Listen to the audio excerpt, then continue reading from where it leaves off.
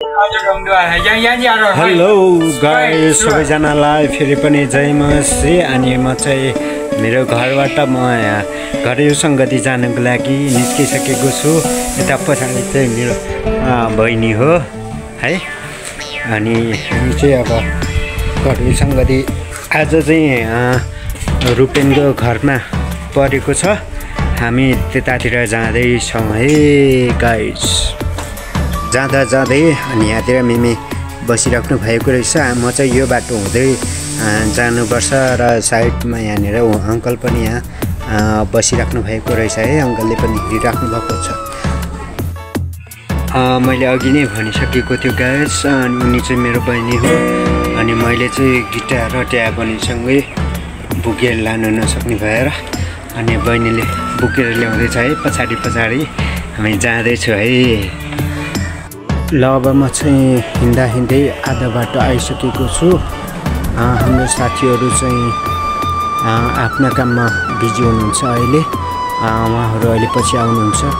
अनि अहिले म चाहिँ हाम्रो गाउँको यहाँनिर हेर्नुहोस् है, यस्तो मजाको रुखहरू छ, जङ्गलहरू छ। अनि म चाहिँ यो बाटो भएर आउँदै गर्दाखेरि अनि यहाँतिर छिमेकी घरमा यस्तो राम्रो फुलहरू रोप्नु भएको रहेछ है। अनि म हिँड्दैछु। अनि आजको घरेलु सङ्गति परेको घर चाहिँ उहाँ पराको हो है। म जाँदैछु र यहाँनिर हाम्रो अपराङ हुनुहुन्छ है। उहाँले चाहिँ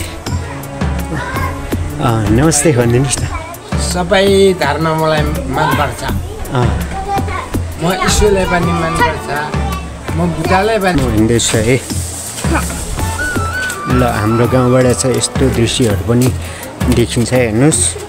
अनि यहाँबाट यो तल देखेको चाहिँ पारीतिर नुवाकोट है। नुवाकोट, सोले, खै के भन्ने ठाउँहरू देखिरहेछ है। अनि त्यहाँदेखि यता वारीको चाहिँ बेत्रवती बोकेटार हो। बाबु हजुर हजुर, म पनि यो स्थानमा जानुपर्ने जस्तो छ।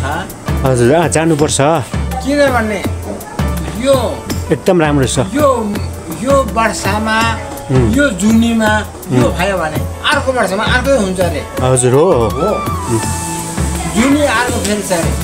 हामी चाहिँ हाम्रो चाहिँ अमर जीवन हुन्छ। अमर जीवन, आत्मा जीवन हो। ल यहाँतिर चाहिँ है सलोमी पनि आइपुग्नु भएछ। अब हामी यही बहिनीकै घरमा जाँदैछौँ। बहिनीको घर चाहिँ यहीँ छ। मलाई चाहिँ अनि जाम भनेर तानिरहेछ है। ल हेर, ल त्यस्तो गर्नु हुँदैन नि। के गरेको त्यस्तो? त्यो त शैतानको सिङ हो। उहाँहरूको घरभित्र चाहिँ म छिरिसकेको छु है।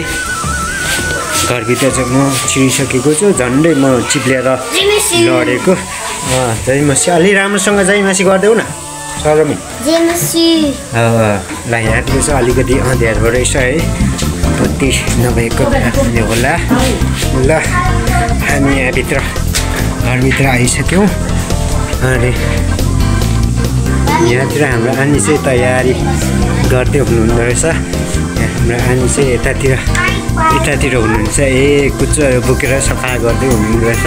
सङ्गतिको लागि तयारी हुँदै हुनुहुँदो रहेछ उहाँ पनि।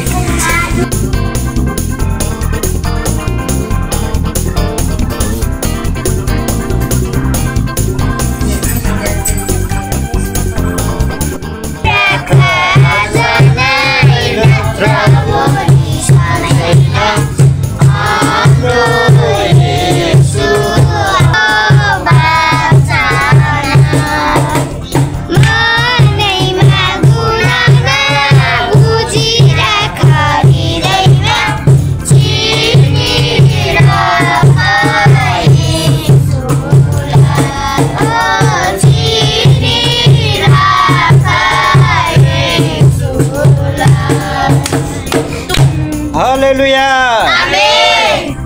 भेला हुने क्रम जारी नै छ।